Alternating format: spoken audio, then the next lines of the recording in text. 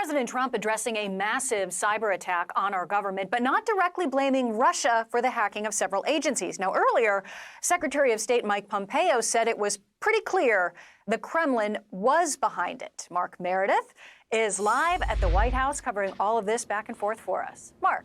Molly, good afternoon. Good to see you. President Trump, it says it may be China, not Russia, that is responsible for that massive cyber attack. But what's strange is here's what you were just talking about. Secretary of State Mike Pompeo believing that it was Russia that was clearly responsible. For the last several days, we have heard from cyber officials from both, as well as both parties, complaining that the president was not taking this hack seriously. The White House had pushed back, insisting that the president was aware. Late this morning, though, the president hit back, accusing the media of overblowing the situation. He wrote, "The cyber hack is far greater in the fake news media than in actuality. I have been fully briefed and everything is well under control. Russia, Russia, Russia is the priority chant when anything happens. For the media, it's for mostly financial reasons, petrified of discussing the possibility that it may be China. It may, in parentheses there."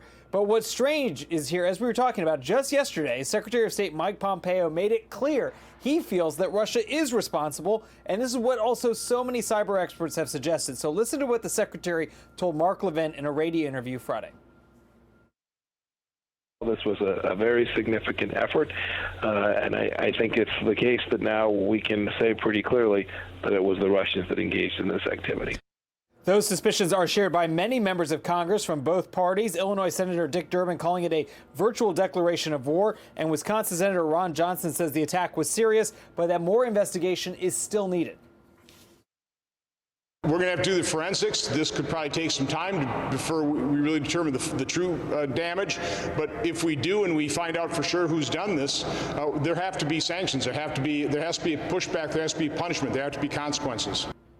As for President Trump, nothing on his official schedule. He's been tweeting quite a bit. We're still also waiting to see when he's going to get his coronavirus vaccine. Molly, the vice president, got his on Friday. Molly?